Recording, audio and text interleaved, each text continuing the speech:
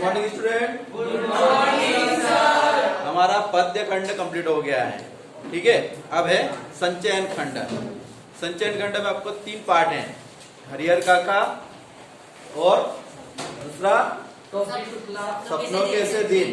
दूसरा कौन सा है? सपनों के से दिन। और तीसरा पार्ट कौन सा है?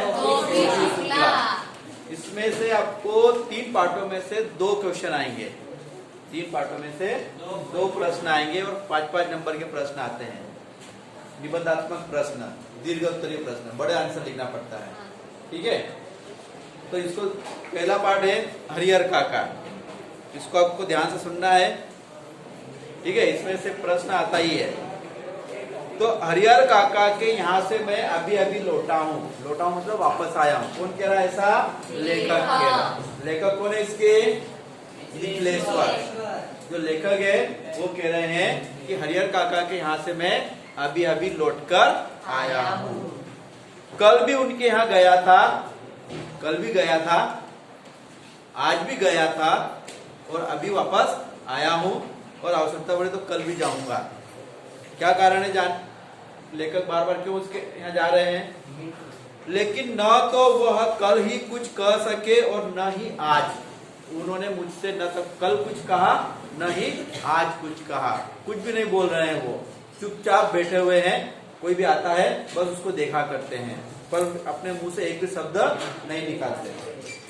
दोनों दिन उनके पास मैं देर तक बैठा रहा, बहुत देर तक उनसे बैठा रहा, बातें करता रहा, पर उनके मुंह से एक भी शब्द नहीं निकलता है। लेकिन उन्होंने कोई बातचीत नहीं की। जब उनकी तबीयत के बारे में पूछा तब उन्होंने सिर उठाकर एक बार मुझे देखा। जब उनसे मैंने उसकी तबीयत के बारे में पूछा, क्या हालचाल है आपके, आपका स्वास्थ्य कैसा है, तो उन्होंने सिर्फ एक बार गर्दन उठाकर मुझे देखा लिया और वापस अपनी गर्दन नीचे झुका ली। फिर सिर झुकाया तो दोबारा मेरी ओर नहीं देखा, फिर वापस मेरी ओर नहीं देखा और अंततः मुझे वहां से खड़ा होकर आना पड़ा। हालांकि उनकी एक ही नजर बहुत कुछ कह गई।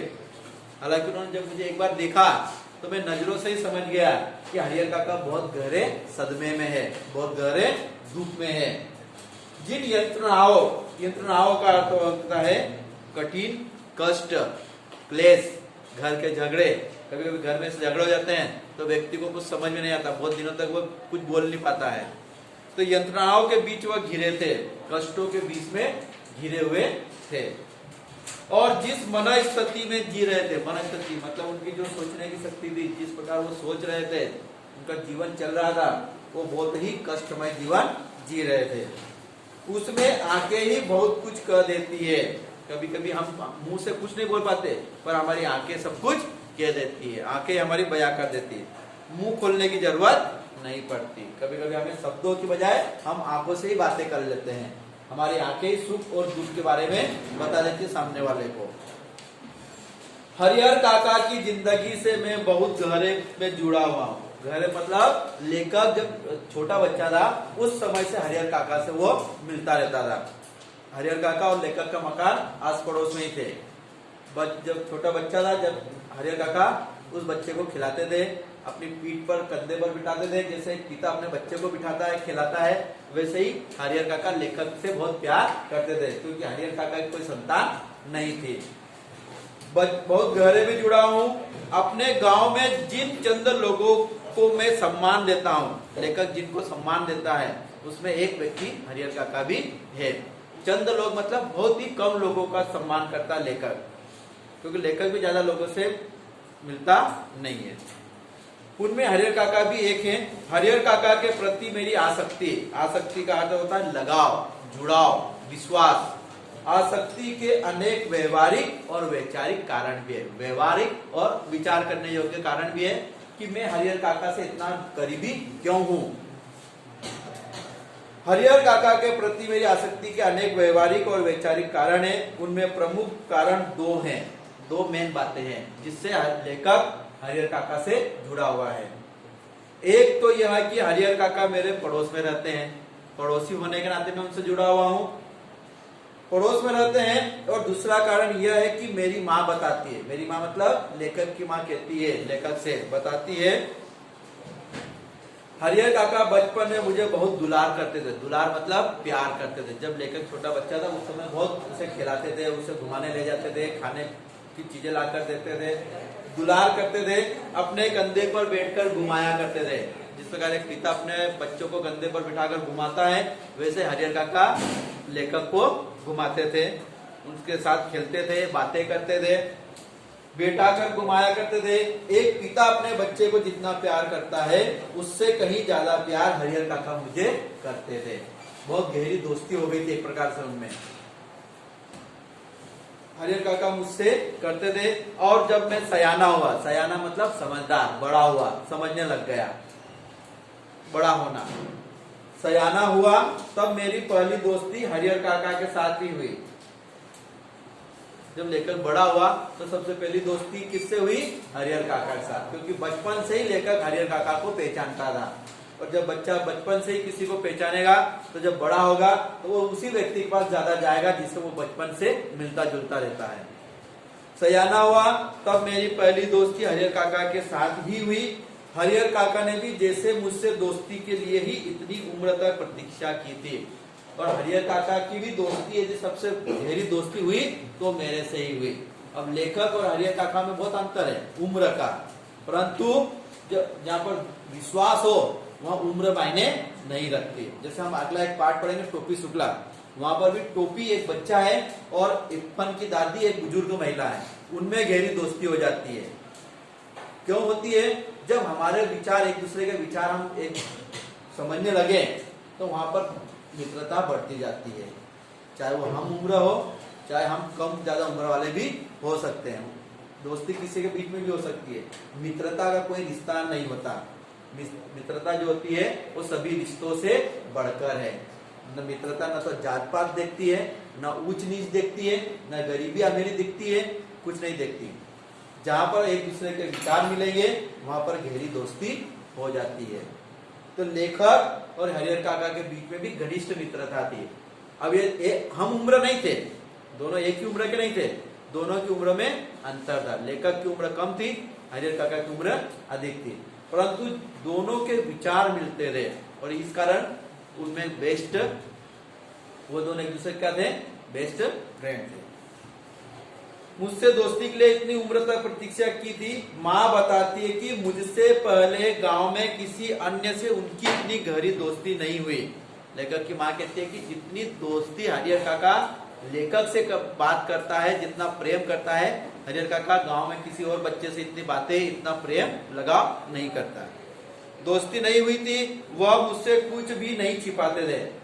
लेखक अपनी पूरी बात हरिहर काका को बताता था, हरिहर काका अपनी पूरी बात लेखक को बताता था। सुख दुख सब बातें एक दूसरे को वो क्या करते थे? एक दूसरे के सामने बयां करते थे, बताते थे, नहीं छिपाते थे, खूब खुलकर बातें करते थे। जब हम अपने बेस्ट फ्रेंड होता है, हम उससे अपनी सब कुछ बातें बता देते हैं, चाहे अच्छी हो चाहे बुरी हो, चाहे सुख की हो चाहे दुख की। तो उसी प्रकार लेखक को हरिहर काका अपनी पूरी बात बताता था, क्योंकि हरिहर काका उम्र में बड़ा था, फिर भी वो पूरी बात लेखक को बता देता था। खूब खुलकर बातें करते थे, लेकिन फिलहाल मुझसे भी कुछ कहना उन्होंने बंद कर दिया। परंतु कल और आज 2 दिन पता नहीं हरिहर काका को क्या हो गया कि वो मुझसे भी कुछ नहीं कह रहे हैं। उन्होंने अपने मुंह पर एक तरह से ताला लगा लिया है। मुंह पर ताला लगाना क्या है? ये मुहावरा है। मुंह पर ताला लगाना मतलब चुप हो जाना, कुछ नहीं बोलना। तो हरिहर काका ने अपने मुंह पर क्या लगा लिया है? ताला। उनकी इस स्थिति ने मुझे चिंतित कर दिया है। लेखक को चिंता हो रही कि क्या ऐसी घटना घट गई है कि हरिहर काका मुझसे भी नहीं कुछ कह रहे हैं। जैसे कोई नाव बीच मझधार में, बीच मझधार मतलब कोई नाव समुद्र के बीचों बीच में जाकर फंस गई हो, न वो आगे बढ़ पा रही हो न पीछे आ रही हो, वहीं के वहीं वो हिल रही हो, वैसे हरिहर काका की जिंदगी का जो 2 दिन है वो भी बीच मझधार में हरिहर काका फंस गए हैं। न वो कुछ बयां कर पा रहे हैं, न वो बात को अदर के अदर हजम कर पा रहे हैं, न वो खुलकर कुछ बोल पा रहे हैं, न उस बात को वो भूल पा रहे हैं। टेंशन भी है, परंतु बात सामने वाले को बताए तो किस प्रकार बताएं ये विचार नहीं कर पा रहे हैं। वो बीच मझधार में फंसी हो और उस पर सवार लोग चिल्ला चिल्ला कर भी अपनी रक्षा न कर सकते हो। कोई गहरे पानी में कोई नाव फंस जाती है, डूबने वाला व्यक्ति डूब रहा है, बचाने वाला कोई नहीं जा सकता क्योंकि किनारे तक उनकी आवाज ही नहीं आती। उसी प्रकार हरिहर काका भी क्या हो गए हैं, बीच मझधार में फंस चुके हैं। कौन से नाव? जिंदगी रूपी नाव में। कौन सी नाव में बैठे हैं वो? जिंदगी रूपी नाव में। और कौन से महासागर में? संसार रूपी महासागर में। चिल्लाकर अपनी रक्षा न कर सकते हो क्योंकि उनकी चिल्लाहट दूर तक फैले सागर के बीच उठती गिरती लहरों में विलीन हो जाती है। जब व्यक्ति बीच समुद्र में फंस गया है, चिल्लाएगा और समुद्र की लहरें जब उठती है, नीचे बैठती है, आगे बढ़ती है, तो आवाज मनुष्य की आवाज नहीं आ पाती। किनारे तक कोई खड़ा है तो उसको नहीं सुनाई देगा। उसी प्रकार हरिहर काका की जो जिंदगी की नाव है वो भी मझधार में फंस चुकी है और उनकी भी आवाज कोई सुनने वाला नहीं है। विलीन होना मतलब लुप्त हो जाना, आवाज किनारे तक नहीं आना। हो जाने के अतिरिक्त कर ही क्या सकती है? मौन होकर जल समाधि लेने के अतिरिक्त कोई दूसरा विकल्प नहीं है। दूसरा विकल्प मतलब कोई दूसरा रास्ता नहीं है। चुप हो जाना ही अच्छा है। तो हरिहर काका चुप हो गए, मौन हो गए हैं। उन्होंने एक ही रास्ता अपनाया है कि सबसे चुप हो जाओ। जैसे कोई बीच समुद्र में कोई व्यक्ति डूब रहा हो, वो चिल्लाएगा फिर भी कोई बचाने नहीं जाएगा, उसके बाद एक ही रास्ता बचेगा, क्या? पानी में डूबकर मरना। यदि तैरते आए तो ठीक है, नहीं तैरते आएगा तो वो वहीं डूब जाएगा। तो हरिहर काका भी वैसे ही हो गए हैं, जैसे समुद्र के बीचों बीच में कोई व्यक्ति डूब रहा हो, वैसे हरिहर काका भी जिंदगी रूपी नाव में सवार होकर संसार रूपी सागर में क्या हो रहे हैं? डूब रहे हैं। परंतु उनकी बात को सुनने वाला कोई नहीं है। एक लेखक था, आज ये स्थिति हो गई कि लेखक को भी अपनी बात नहीं बता पा रहा है। मौन होकर जल समाधि लेने का अतिरिक्त कोई दूसरा विकल्प नहीं है, लेकिन मन इसे मानने को कतई तैयार नहीं है। लेखक का मन इस बात को नहीं मान रहा है क्या किसी कौन सी घटना घटी होगी कि जो व्यक्ति पूरी बातें मुझे बताता था आज वो मुझे नहीं बता पा रहा है। जीने की लालसा की वजह से बेचैनी और छटपटाहट बढ़ गई हो। जीने की लालसा है व्यक्ति के मन में, जब जीने का लगेगा कि हाँ मुझे तो जीना ही है, तो वो किसी भी तरीके से वो किनारे पर आने की कोशिश करेगा, दुखों से बाहर निकलने की कोशिश करेगा। कुछ ऐसी स्थिति के बीच हरिहर काका घिर गए हैं। घिर गए मतलब फंस गए हैं। पेज पलटाओ। हरिहर काका के बारे में मैं सोचता हूँ तो मुझे लगता है कि वह यह समझ नहीं पा रहे हैं कि कहे तो क्या कहें, किसकी शिकायत करें, किसके बारे में कहे, क्या कहें, किससे कहें।